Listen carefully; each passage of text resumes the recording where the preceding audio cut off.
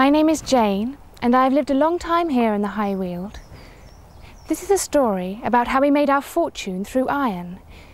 I married Richard, and we lived in Mill Place Furnace until we became rich and moved to this grand house. There were lots of furnaces all around here making cannons for the king. It was a very noisy place to be, with the hammers pounding, people coming and going. Now, making iron is like making a cake. You need the right ingredients in the right amounts. For iron, you need iron ore, wood, and water. The High Weald is just the right place for all these ingredients. My husband was the Ironmaster, and he had many people working for him to make the iron. Then there are all the people who work in the furnace, and the forge hammerman, finer, smith, gunner. The wagoners take the iron to sell it. The business grew so quickly thanks to the French. They came over to show us how to make a lot more iron in these special furnaces that we call blast furnaces. A lot of them married local girls and still live around here.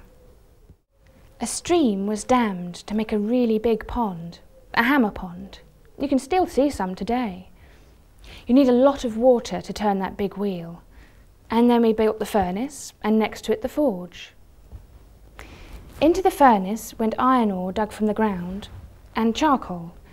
As the wheel turned, it was connected to some huge bellows 20 strides long, which blew air into the furnace and made flames so big you could see them from 10 miles away. As the molten iron came out, it was set in moulds. Then they reheated it, and another wheel, which was connected to the hammers, beat the iron into shape. The other thing that comes out of the furnace is the cinder, and that looks like lumps of melted rock. We can't do anything with them, so they get just piled outside the furnace. The iron we make is turned into cannons and cannonballs. And as our King Henry is always arguing, that means we have to make a lot of iron. As my dear husband used to say, war is very good for business. These hammers are so loud that people have written from 12 miles away to complain about the noise.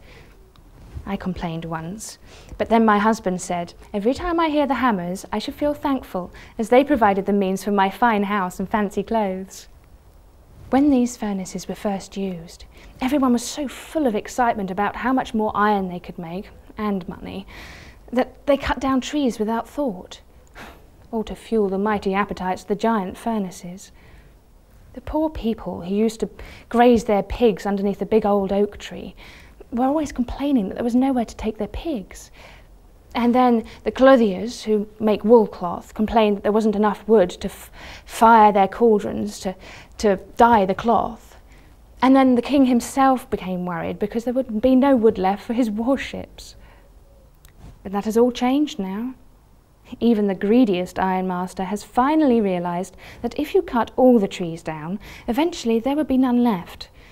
They take great care now to coppice it. The woodcutter has to wait 14 years before he can go back and cut the trees again. But this means there is enough wood for everyone. I tell you, wood has become very expensive round here. I've seen the butcher out cutting his own wood because it costs too much to buy. And then there's the case of Richard Haler's girls who took 6 cord clean away. My dear husband has had to take account of every tree he owned to make sure that they ended up on his furnace and not on someone else's fire.